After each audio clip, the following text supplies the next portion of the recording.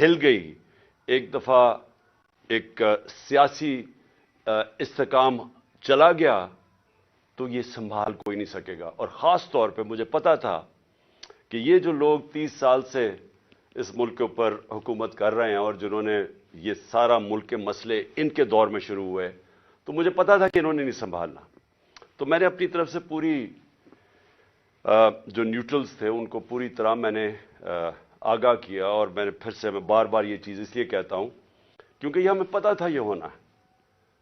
اور شوکت ترین کو بھی جو فائنانس منسٹر تھے انہوں نے بھی پوری طرح سمجھانے کی کوشش کی کہ یہ نہیں سنبھلے گی، اور یہ بڑا مشکل سے ہم سنبھال کے بیٹھے ہوئے۔ اور کیوں مشکل تھی میں یہ بھی آپ کو بتا دوں مشکل کیوں تھی۔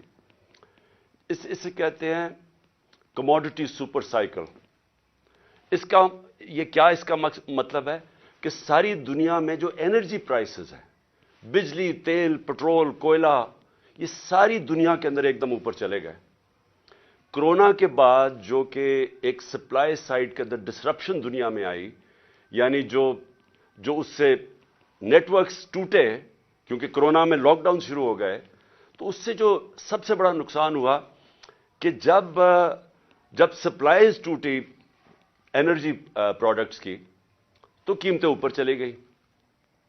تو ہم جب آخری دن ہمارے حکومتوں میں تھے تو جو تیل تھا وہ 110 سے 115 ڈالر پہ چلا گیا پر بیرل۔ آج بھی اوپر بھی گیا، 70-75 سے لے کے آج 85 پہ ہے۔ تو جب ہم تھے تو جب تیل اوپر جاتا ہے تو سب کچھ اوپر چلا جاتا ہے، اور پھر جس طرح میں نے کہا کہ باقی بھی جو کوئلہ اور گیس یہ سب اوپر چلے گئے۔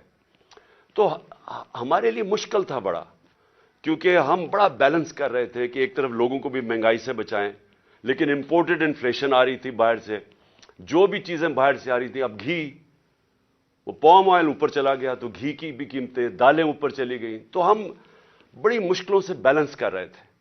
تو اس لیے ہم نے اپنی پوری کوشش کی بتانے کے لیے کہ دیکھیں اگر آپ نے اس وقت یہ سازش کو کامیاب ہونے دیا تو یہ سنبھلے گی نہیں۔ تو آج مجھے بڑا افسوس سے کہنا پڑتا ہے کہ ہم اب ادھر چلے گئے ہیں کہ میں نہیں کہہ رہا، یہ معیشت کے ایکسپرٹ سے آپ پاکستان میں پوچھ لیں، بلکہ باہر بھی جو مضمون لکھے جا رہے ہیں پاکستان پہ، فائنینشیل ٹائمز میں ابھی پاکستان کے اوپر مضمون آیا ہے، سارے اب ایک بڑا خوفناک اور خطرناک پاکستان کی ایک پکچر بتا رہے ہیں کہ ہم جا کدھر رہے ہیں۔ اب میں صرف آپ کو بتانا چاہتا ہوں کہ 2 دنوں میں 33 روپیہ گرا ہے ڈالر کے مقابلے میں، اور ان کے 9 مہینے میں 84 روپیہ گرا ہے ڈالر کے مقابلے میں۔ یہ کیوں گرا ہے؟ پہلے یہ سمجھیں کہ روپیہ کیوں گر رہا ہے۔ روپیہ اس لیے گرا ہے کہ ہماری تاریخ میں سب سے خطرناک سٹیج پہ ہمارے فورن کرنسی ریزروز پہنچ گئے ہیں۔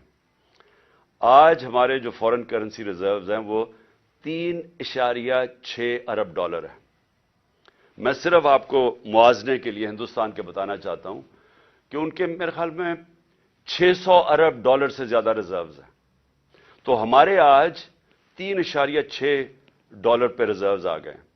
میں صرف آپ کو بتانا چاہوں کہ جب یہ نو کانفیڈنس کا یہ موشن داخل کروائی گئی تھی اسمبلی میں، اس وقت ہمارے ریزروز 16.4 ارب ڈالر تھے۔ ہم جب گورنمنٹ میں آئے تھے تو وہ 8 اور 9 ارب ڈالر کے بیچ میں تھے۔ ہم نے ان کو ادھر سے اٹھا کے تو 16.4 ارب ڈالر پہ ہمارے ریزروز تھے جب نو کانفیڈنس دائر ہوا یہ سازش کے تحت۔ تو جب ادھر سے 16.4 سے آج پہنچ گئے 3.6 پہ، اس سے کیا ہوا؟ روپے پہ پریشر پڑنا شروع ہو گیا اور روپیہ گرنا شروع ہو گیا۔ تو یہ میں آج آپ کو بتاؤں کہ ہمارے دور میں یہ بار بار کہتے تھے تباہی کر دی ہم نے، مہنگائی کی تباہی کر دی، اس کے مہنگائی کے اوپر میں بعد میں آتا ہوں، لیکن روپیہ گر رہا ہے۔ اور بڑی وہ اسحاق ڈار وہاں سے سٹیٹمنٹس دیتا تھا لنڈن میں جدھر فرار ہوا تھا کہ میں نے یہ ڈالر کر دی اور میں یہ کر دوں گا، اور آپ کو پتہ ہے آتے ساتھ بھی اس نے پھر بڑھ کے ماری۔ تو وہ جو 84 रुपया गिरा है हमारा डॉलर के मुकाबले में सिर्फ 9 महीने में। अब इसका असरात क्या है? सबसे पहले तो इसके असरात ये हैं कि जो पाकिस्तान में रहने वाले हैं, जिनका जीना मरना पाकिस्तान में, जिनके रुपए में कमाते हैं, जो तनख्वाहदार हैं इस मुल्क के अंदर, उनके ऊपर अब क्या असर हुआ कि अगर उनके बैंक में पैसे पड़े हुए थे तो एकदम उनके रुपए की कीमत गिरनी शुरू हो गई। यानी जो रुपया खरीदता था उसमें अब वो कम चीजें खरीद सकेगा। लेकिन जिनके पैसे बाहर लंदन में और ऑफशोर अकाउंट्स में डॉलर्स में पड़े हुए हैं, जिन्होंने बड़ी मेहनत से चोरी करके पैसा मुल्क से बाहर लेके गए हैं, उनकी दौलत में इजाफा हो रहा है। पाकिस्तानियों की दौलत में कमी हो रही है, उनकी दौलत ऊपर जा रही है। और इसलिए मैं एक चीज बार बार कहता हूं, और मैं आज आप सबको यह कहना चाहता हूं, मेरी कौम गौर से मेरी बात सुन रहे, कभी किसी पार्टी को वोट ना दो जिसकी लीडरशिप के पैसे मुल्क से बाहर पड़े। क्यों? क्योंकि अब इनको क्या फर्क पड़ रहा है? मुझे बताएं, जो इस वक्त मुल्क के ऊपर मुसल्लत है, ये जरदारी और शरीफ खानदान, इनको क्या नुकसान हो रहा है? इनके तो पैसे बाहर पड़े हैं। इनके तो हर यहां से जो पैसा चोरी करते थे हुंडिये वाले से बाहर डॉलर्स में, और जब मंगवाना हो तो फिर किसी पापड़ वाले और चीनी वाले के नाम पे मंगवा लिया फेक अकाउंट्स पे, और वही जरदारी ने किया फेक अकाउंट्स में। ये तो पैसा अपना बाहर भेज देते हैं। लॉन्चों में इनके डॉलर्स बाहर जाते हैं, जहाज जाता था तो दुबई जाता था या बाहर चले जाते थे पैसे। इनके तो बाहर पैसे पड़े हैं। तो असर किसको हो रहा है? असर हमारी तरह के लोग जो अपना सब कुछ बेच के, जिन्होंने बाहर कमाई की थी। मैंने जब लंदन का अपना फ्लैट बेचा था तो मैं जब अपना रुपए में, वो पाउंड्स को रुपए में लेके आया था तो 90 रुपए का एक पाउंड था, आज 300 रुपए का पाउंड है। तो हम इससे क्या होता है? लोग क्यों पाकिस्तान में पैसा लेके आए? लोग बाहर रखें। क्यों बैरून मुल्क पाकिस्तानी अब पाकिस्तान में पैसा लेके आए? क्यों पाकिस्तान में सरमायाकारी करें? जब रुपया गिरता जा रहा है, वो डॉलर्स में रखें तो उनको नफा होना शुरू हो जाता है। इसके बहुत दूर के नुकसान आते हैं पाकिस्तान को। लेकिन मैं अब जरा आपको, अपनी कौम को सिर्फ बताना चाहता हूं कि आपके ऊपर, अब मैं खास तौर पे पाकिस्तान के तनख्वाहदार तबके से बात कर रहा हूं। जो भी मजदूर है, दिहाड़ीदार है, पुलिस वाले हैं, फौजी हैं, ब्यूरोक्रेट्स हैं, जो तनख्वाह पे गुजारा करते हैं, आज आप सब गौर से सुन लें कि ये रजीम चेंज के बाद आपके ऊपर अब क्या असरात इसके आने वाले हैं। पेट्रोल, जब हम थे, मैं फिर से याद करा दूं कि इंटरनेशनल मार्केट में तेल उस वक्त $110 के इर्द गिर्द जा रहा था, थोड़ा ऊपर थोड़ा नीचे। आज अभी ऊपर गया है इंटरनेशनल मार्केट में तेल, अभी भी वो $85 के करीब है। ये $75 तक आ चुका था।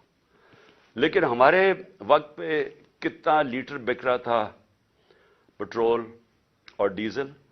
150 रुपए लीटर हमारे दौर में पेट्रोल था और 145 रुपए डीजल बिक रहा था। आज जो पेट्रोल और डीजल है, वो जब ये रुपया गिरेगा तो रुपए की गिरने से ये ऊपर चला जाएगी इसकी कीमत। तो ये इसकी कीमत अगर टैक्सेस मजीद और ना लगाए गए, 50 रुपए लीटर पेट्रोल और 50 रुपए लीटर डीजल ऊपर जाएगा। ये जो रुपया गिरा है। इसके अलावा मैं चाहता हूं जरा ये आराम से चीजें सुने आप, क्योंकि आपको पता होना चाहिए कि आज हम खड़े किधर हैं। और ये जब मैं कहता जा रहा था कि इनको ना बल्कि इलेक्शंस करवा दो, वो बेहतर था बजाय कि ये लोग फिर आए और ये जो सिर्फ इनका तो मकसद अपनी चोरी, अपने करप्शन केसेस खत्म करने थे और वो कर लिए इन्होंने। तो ये अवाम के लिए तो आए नहीं थे। अवाम को तो ये अब जो छोड़ के गए हैं अब आपके सामने। जब हम छोड़ के गए थे तो 12% थी महंगाई, इन्फ्लेशन, जिसको सीपीआई कहते हैं, कंज्यूमर प्राइस इंडेक्स उस वक्त 12% थी। आज वो 35% पे जाएगी। یہ جو اب روپیہ گرا ہے اس سے اب یہ جائے گی 35% کے اوپر. اور جو دوسری ایک اور جس کو کہتے ہیں سینسٹیو پرائز انڈیکس، وہ ہوتا ہے، وہ مہنگائی وہ چیزیں ہوتی ہیں جو لوگوں کے استعمال میں، کھانے پینے کی چیزیں، بجلی، گیس، جو عام لوگوں کو افیکٹ کرتی ہیں. وہ ہمارے دور میں ہم 16 روپے چھوڑ کے گئے تھے، اور یہ یاد رکھیں تب قیمتیں سب سے اوپر تھیں. ساری یہ جو گھی کی امپورٹس تھیں، یہ ایڈیبل آئل، یہ سب سے اوپر تھا. تو ہم اس پیک کے اوپر تھے، تو تب وہ 16% تھی. یہ اب جائے گی 45 سے 50%. یعنی پاکستان کی تاریخ کے اندر یہ سب سے زیادہ مہنگائی ہوگی. اور جو چیزیں امپیکٹ ہو. اچھا، اسی دور میں صرف آپ کو بتا دوں، ہمارے دور میں 12% مہنگائی تھی. اس وقت ہندوستان میں 7% تھی. آج پاکستان میں 35% پہ چلی گئی ہے، ہندوستان میں 6% آ گئی ہے. تو وہاں مہنگائی کم ہوئی ہے. کیوں مہنگائی کم ہوئی ہے؟ کیونکہ انٹرنیشنل یہ جو کموڈیٹی سپر سائیکل ہے، قیمتیں نیچے آ گئی ہیں. تو وہاں 7 سے 6% آ گئی ہے، ہمارا 12 سے 35% پہ گئی ہے. تو سارے جو تنخواہ دار طبقے ہیں، آپ سوچ لیں کہ جب 35% مہنگائی ہوگی، آ گئی. مشکل وقت تھا ہمارے دور میں بھی، کرونا کا، انٹرنیشنل جو امپورٹڈ انفلیشن تھی اس کے ہمارے کنٹرول میں نہیں تھی، تو تب وہ سارے اوپر تھے. تو اب تو وہ نیچے آ رہے ہیں، لیکن پاکستان کے اندر آج مہنگائی بڑھتی جا رہی ہے. اور پھر سے جو تنخواہ دار طبقہ ہے وہ سب سے زیادہ اس سے متاثر ہوگا.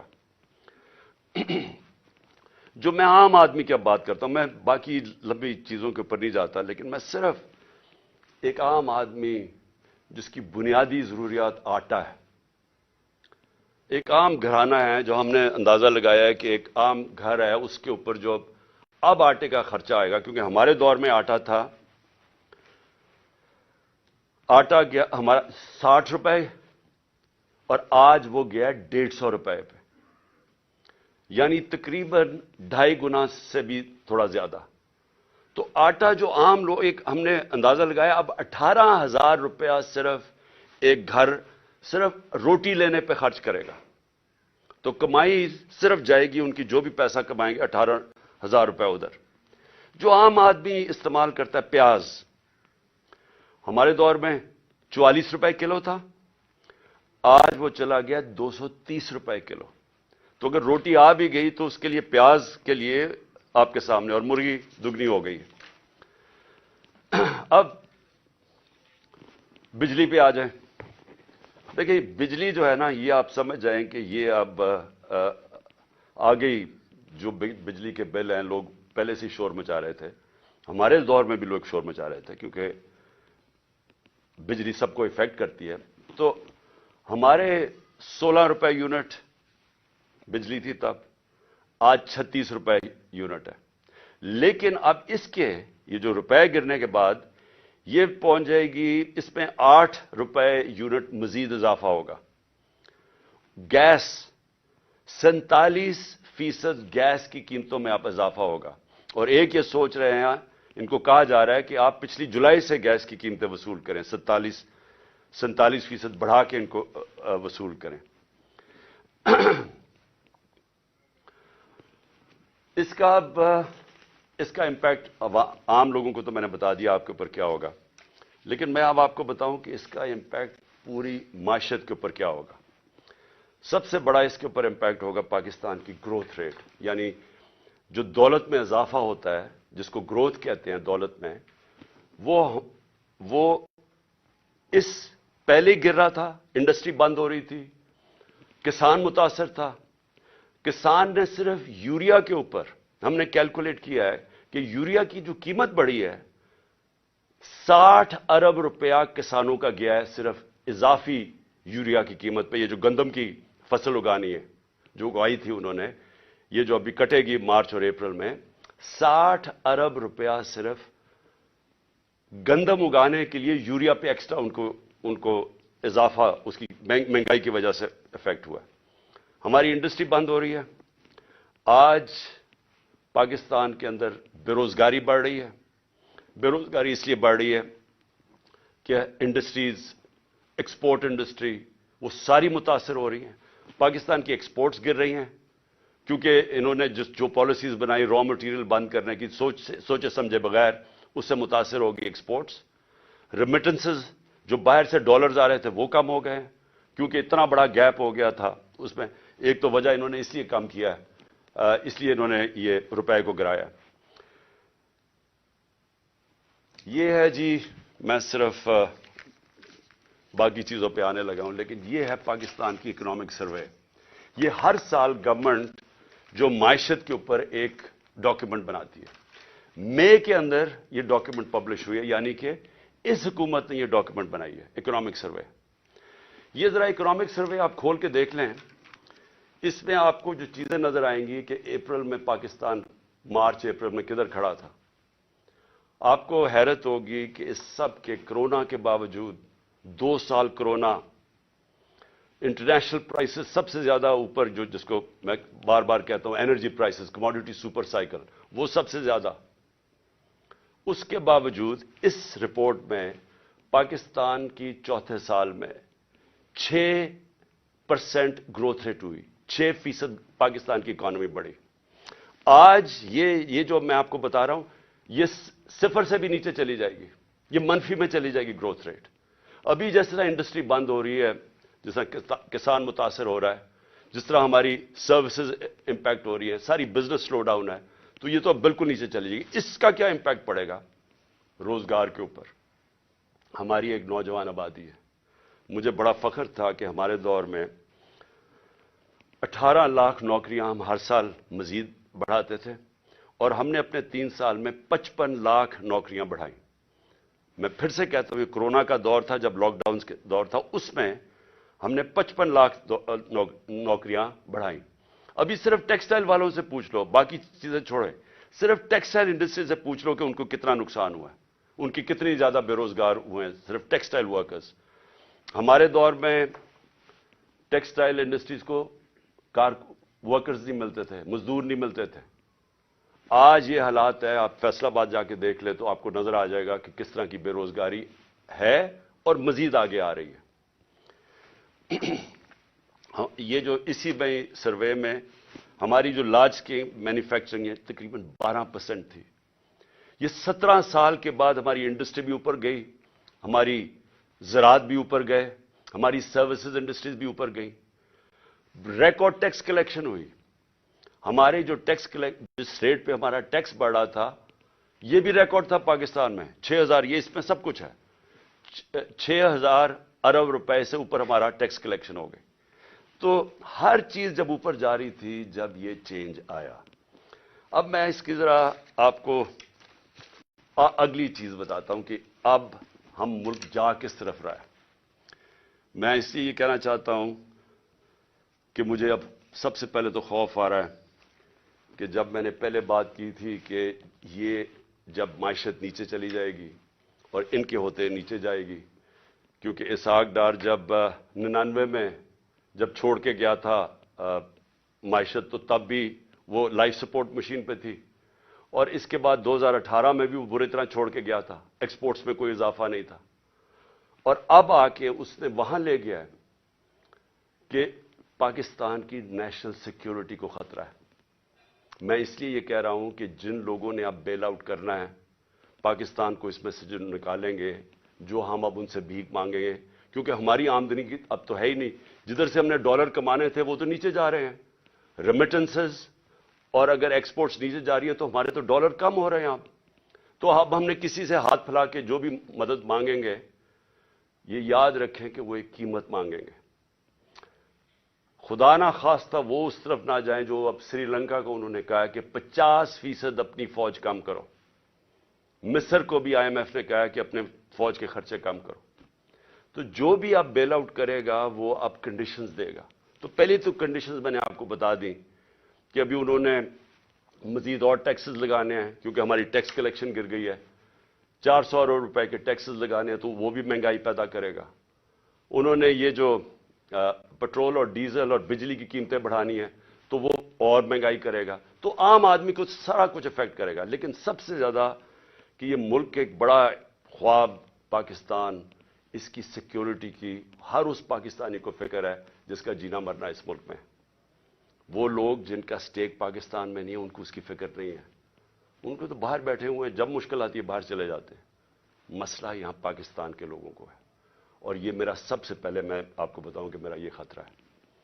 دوسرا مجھے جو خوف آ رہا ہے وہ یہ کہ جن لوگوں نے، اور یہ چند لوگ تھے جنہوں نے یہ رجیم چینج کے اندر پوری سازش کر کے گرائی تھی گورنمنٹ، مجھے خوف ہی آ رہا ہے کہ انہوں نے کوئی یہ پچھلے 8 مہینے میں کوئی سبق نہیں سیکھا، بجائے یہ جلدی ریئلائز کرتے کہ یہ غلطی ہو گئی ہے، اور یہ غلطی ٹھیک کرنے کا تو صرف ایک ہی طریقہ تھا جو میں پہلے دن سے کہہ رہا تھا جب ہماری گورنمنٹ گرائی، کہ صاف اور شفاف الیکشن کروا دیں، اس کے علاوہ تو کوئی دوسرا طریقہ نہیں تھا۔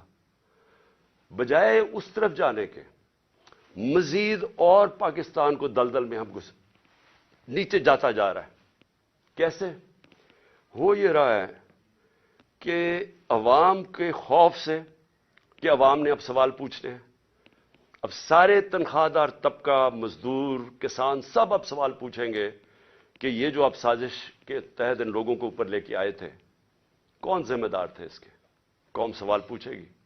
تو اس کے منہ بند کرنے کے لیے اب ساری حرکتیں ہو رہی ہیں، بجائے یہ کہ وہ قوم کو فیصلہ کرنے دے کون کس کو وہ لانا چاہتے ہیں، ایک جمہوری طریقے سے، ایک صاف الیکشن سے وہ قوم الیکٹ کر لے وہ لوگوں کو جس کو بھی وہ لے کے آئے، اور وہ اس کو مینڈیٹ دے کہ ہمیں اب اس مشکل وقت سے نکالیں۔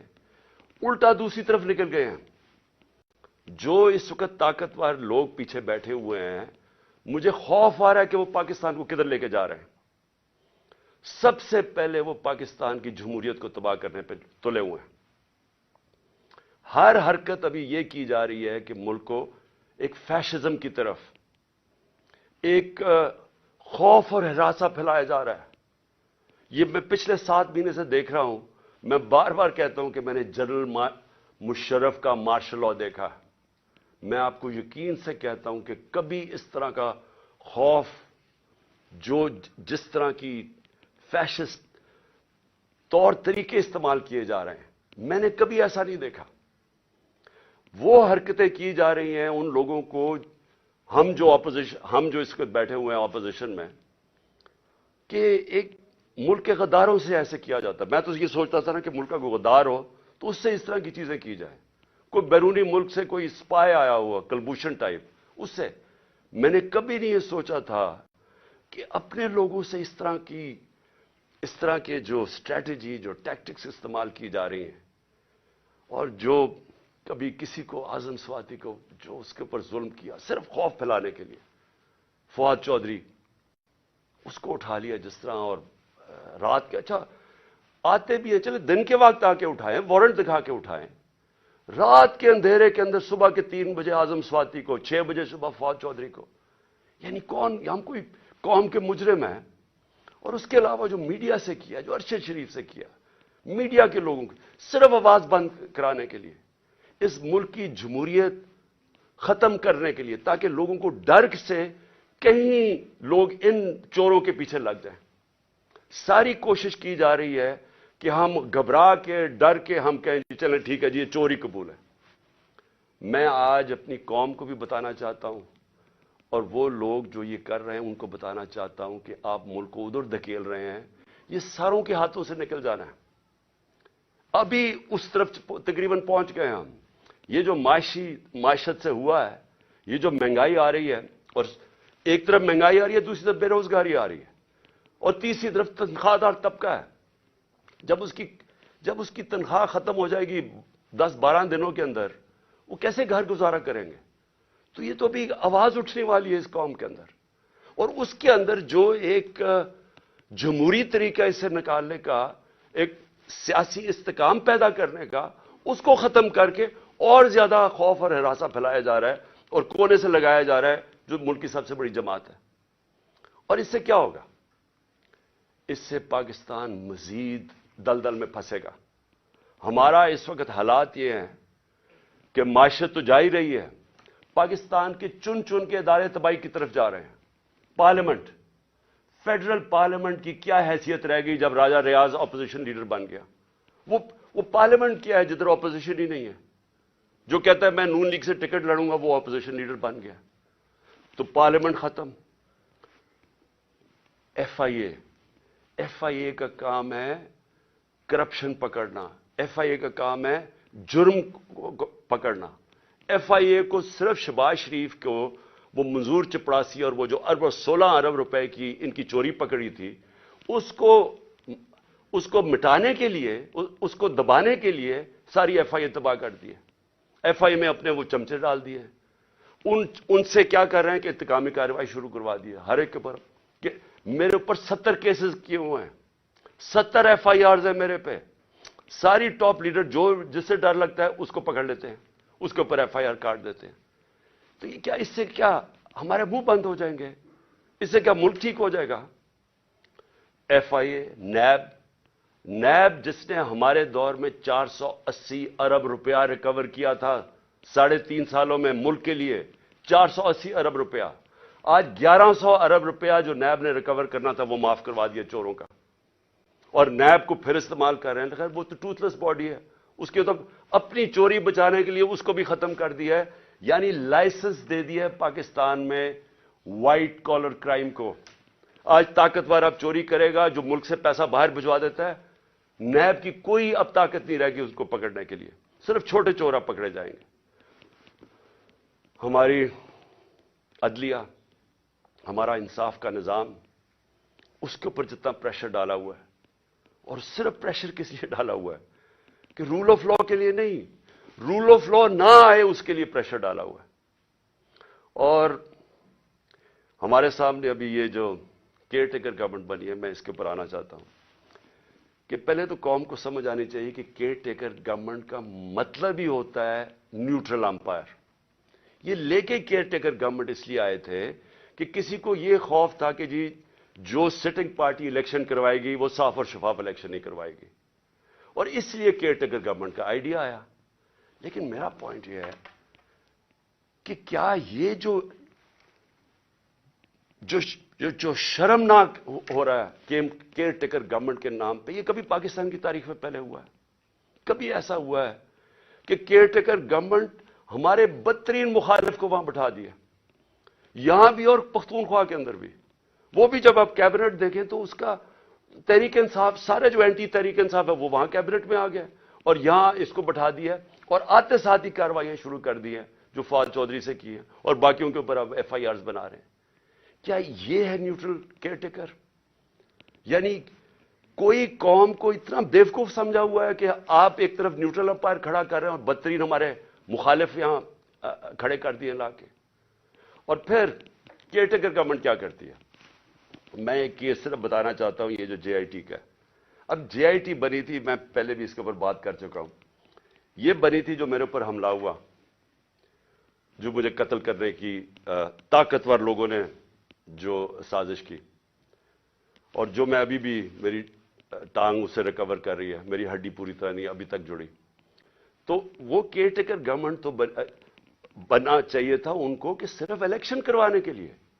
اس نے آتے ساتھ ہی پہلے تو انتقامی کارروائی شروع کی، جو آن گوئنگ سکیمز وہ ختم کر دی ہماری، سب غیر قانونی.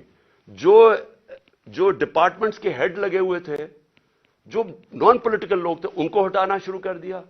اور جو جے آئی ٹی ہے، جے آئی ٹی کو بند کر دیا. اب پروونشل جے آئی ٹی نے فائنڈنگز کی ہوئی تھی کہ ایک نہیں تھا، 3 شوٹر تھے. 2 جو ڈی پی او گجرات تھا اور جو سی ٹی ڈی کا ایس ایس پی تھا، ان دونوں نے پروونس کی جے آئی ٹی کی پروونس کی پولیس نے منع کر دیا کہ جی ہم اپنے فون بھی نہیں دکھاتے جن سے انہوں نے تصویریں لی تھی، اس کا ویڈیو بنائی تھی جو شوٹر تھا ندیم. اور جب انہوں نے یہ ثابت کر دیا 3 شوٹر ہیں، تو وہ ساری جو پورا بنایا ہوا تھا طاقتور لوگوں نے بیانیہ، وہ ختم ہو گیا. تو یہ ضروری تھا کہ طاقتور لوگ سب سے پہلے جو اس حکومت کے پیچھے ہیں کہ جے آئی ٹی کو ختم کریں. اب جے آئی ٹی کا جو انہوں نے ایک اینٹی کرپشن کا آدمی لے کے آئے، ندیم سرور، اس نے کیا کیا ہے، اس نے آتے ساتھ ہی سسپینڈ کر دیا جو انویسٹیگیٹنگ آفیسر تھا، اور سارا جو جے آئی ٹی کا ریکارڈ ہے وہ سیل کر دیا. کس چیز کا ڈر ہے؟ میں یہ سوال پوچھتا ہوں کہ اگر کسی نے کوئی غلط کام نہیں کیا تو ان کو ڈر کس چیز کا ہے؟ آخر ایک سب سے بڑی پارٹی کے ہیڈ ایکس پرائم منسٹر کو قتل کرنے کی کوشش کی گئی ہے. یہ انویسٹیگیشن کیوں بند کی جا رہی ہے؟ آپ چیلنج کر سکتے ہیں بعد میں جب جے آئی ٹی کا رزلٹ آئے تو عدالت میں پیش ہو رہا ہے, تو اس کے اوپر پوری دوسری طرف کی سائڈ کی آ سکتی ہے. لیکن انویسٹیگیشن کیوں بند کر رہے ہیں؟ کیوں اتنا خوف زدہ ہے؟ اور میں آج اپنی ساری قوم کو یہ بتانا چاہتا ہوں کہ دیکھیں, مجھے جب پہلی دفعہ پتا چلا جب ہماری گورنمنٹ ہٹائی گئی تو مجھے پتا چلا کہ مجھے قتل کرنے کی سازش ہوئی ہے. میں نے ویڈیو بنا کے باہر بھیج دی. 4 لوگ تھے بند کمروں میں جنہوں نے فیصلہ کیا مجھے قتل کرنے کا, اور میں نے بتا دیا اور پبلک جلسے میں بتایا کہ یہ میں نے کر دیا اور اگر مجھے کچھ ہوگا تو یہ ویڈیو ریلیز ہو جائے گی. اس کی وجہ سے وہ پیچھے ہٹ گئے. اگلا انہوں نے پلان بی بنایا, دینی انتہا پسند کے نام پہ مجھے قتل کیا جائے. وہ بھی مجھے پتا چل گیا. میں نے تب جا کے 2 پبلک جلسوں کے اندر بتایا کہ یہ کرنے لگے ہیں. پہلے انہوں نے ویڈیو بنائی, پھر میرے اوپر پوری سازش کی, پوری کیمپین بنائی کہ جی اس نے توہین کر دیا مذہب کی. وہ پوری سازش چلی اور اس کے بعد میں نے پہلے بتایا اور پھر انہوں نے تقریباً کامیاب ہو گئے تھے. تو اللہ کا کرم ہے, بچانے والا, زندگی دینے والا. اب یہ تیسرا پلان سی بنا ہے. آصف زرداری اس کے پیچھے ہے. کرپشن کا پیسہ اس کے پاس بے تحاشا ہے. سندھ حکومت سے یہ باقاعدہ سندھ حکومت سے جو پیسہ لوٹتا ہے وہ یا الیکشن کے اوپر لگا دیتا ہے یا سینٹ کے الیکشن میں ایم پیز کو خریدنے پہ لگا دیتا ہے. جو بھی الیکشن آزاد کشمیر کا, گلگت بلتستان, بے تحاشا پیسہ پھینکتا ہے کیونکہ چوری کا پیسہ ہے. یہ پیسہ اس نے لگایا ہے ایک دہشت گرد تنظیم کو, اس نے پیسہ دیا ہے. سہولت کار اس میں طاقتور ایجنسی کے لوگ ہیں جو یہ مل کے 3 طرف یہ فیصلہ ہوا ہے اور انہوں نے اگلی واردات کرنی ہے. میں آج اپنی قوم کو بتا رہا ہوں اور میں اس لیے بتا رہا ہوں کہ میں جو نام میں نے دیے ہیں وہی نام وہ بھی آئیں گے اور آصف زرداری کے علاوہ. تو میں اس لیے یہ کر رہا ہوں کہ زندگی موت تو اللہ کے ہاتھ میں ہے. میں نے تو نکلنا ہے, جیسے میں ٹھیک ہوں گا. میں نے تو اب الیکشن کیمپین پہ نکل جوں گا, نہیں تو ویسے کیمپین پہ نکلوں گا. لیکن میں تو بند میں نہیں ہوں گا. لیکن مجھے کچھ ہوا تو ساری قوم کو پتا ہونا چاہیے کہ کون لوگ تھے جنہوں نے یہ کروایا, تاکہ میری قوم ان کو معاف نہ کرے, یہ انجوائے نہ کر سکے اس کے بعد زندگی. تو میں اس لیے ان کے نام لکھیں. لیکن میں اور اب آخر میں جو چیز کہنا چاہتا ہوں یہ دیکھیں, اس وقت جو سب سے یہ جو فیشزم, جمہوریت کی تباہی, پارلیمنٹ کی تباہی, اداروں کی تباہی, صرف ایک مقصد کے لیے کہ ان کی چوری چھپ جائے, ان چوروں کی, اور کسی طرح عمران خان اور تحریک انصاف کو ہرایا جائے یا عمران خان کو راستے سے ہٹایا جائے. تو یہ سب کچھ اس ملک کو تباہی کی طرف دھکیل رہے ہیں ایک ہی وجہ سے. خوف یہ ہے کہ کہیں پتہ نہ چل جائے کہ جو اصل سازش کی جن لوگوں نے یہ جو سب کچھ کیا ہے وہ اس کو بچانے کے لیے اب یہ ساری ایک غلطی کر کے بجائے وہ غلطی ٹھیک کریں, مزید اور غلطیاں ہوتی جا رہی ہیں. میں جو آخر میں اپنی عدلیہ سے اور اپنی عوام سے 2 چیزیں کہنا چاہتا ہوں. اپنی عدلیہ سے, ساری قوم آپ کی طرف دیکھ رہی ہے. یہ پاکستان کے ڈیفائننگ مومنٹس ہیں. یہ وہ ایک قوم کی تاریخ میں فیصلہ کن وقت آ جاتا ہے جب ہر کوئی بے نقاب ہو جاتا ہے. یہ 8-9 مہینے کے اندر بہت لوگ بے نقاب ہوئے ہیں. وہ لوگ جو صحافت میں تھے, جو اداروں میں بیٹھے ہوئے تھے, سیاستدان, سب بے نقاب ہو گئے. سب سے پہلے تو یہ شکر ہے قوم کو پتہ چل گیا کہ اسحاق ڈار اور شہباز شریف, وہ پنجاب سپیڈ اصل میں کیا تھی وہ اشتہاروں میں تھی, اور اسحاق ڈار کتنا بڑا جینیس وہ سب کو پتہ چل گیا. لیکن اس وقت یہ عدلیہ کا بہت بڑا امتحان ہے. ہم سب آپ کی طرف دیکھ رہے ہیں. یہ ٹائم ہے آپ کو اس ملک کی جمہوریت اور ہمارے فنڈامنٹل رائٹس کو بچانا. جس طرح کی کیئر ٹیکر گورنمنٹ بنائی گئی ہے یہ توہین ہے اس قوم کی, یہ ہماری آئین کی توہین ہے. یعنی ایسے لوگوں کو بٹھا دیے لا کے, یہ کیسے نیوٹرل ہو گئے جو آپ کے بدترین دشمنوں کو اوپر لا کے بٹھا دیا, اور پھر الیکشن نہیں ہو رہا ہے. آئین بڑا کلیئر ہے کہ 90 دن میں الیکشن ہونے ہیں, اس میں کوئی گنجائش نہیں, اور جو نہیں کرواتا آرٹیکل 6. ये सीधा सीधा है। तो इस स्टेज के ऊपर ये गवर्नमेंट पूरी तरह कोशिश कर रही है कि इलेक्शन ना हो।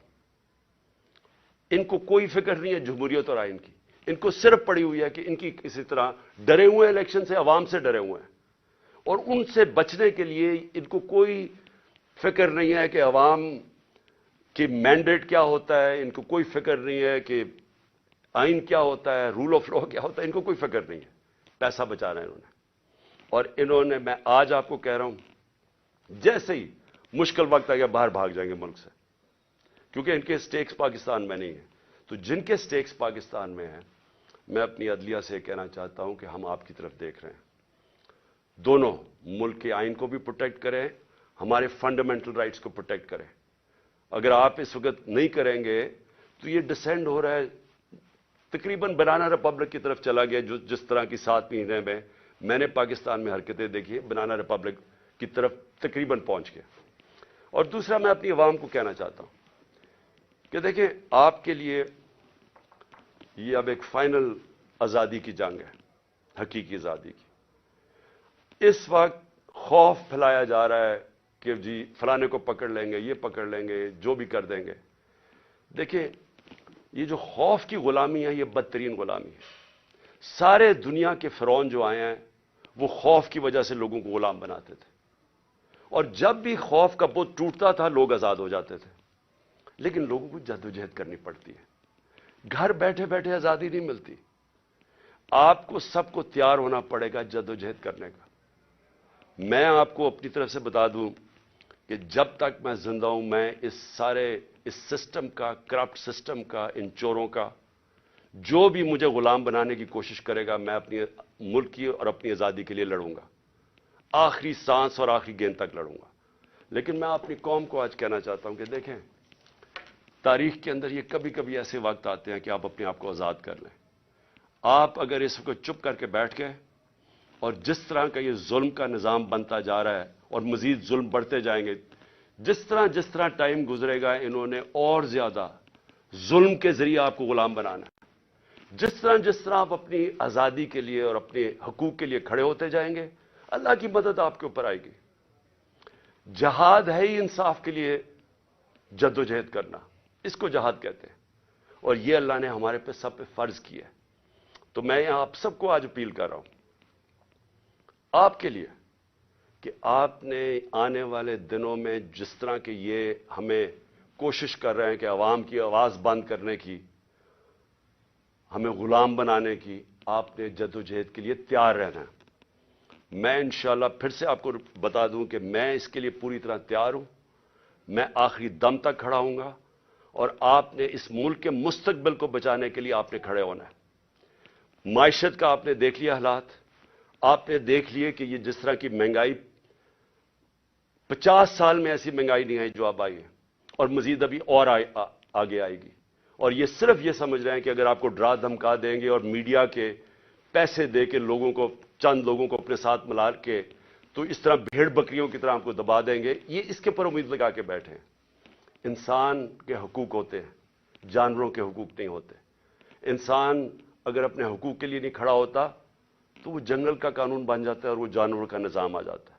तो मुझे उम्मीद है कि मैं आप तैयार रहें। आने वाले दिनों में अगर इन्होंने हमारे पे जुल्म किया, हम सब खड़े होंगे, मैं आपके साथ खड़ा होऊंगा। चंद हफ्ते, ज़्यादा से ज़्यादा 2 हफ्ते इंशाल्लाह मैं खड़ा हो जाऊंगा, और मैं इंशाल्लाह फिर निकलूंगा। पाकिस्तान जिंदाबाद।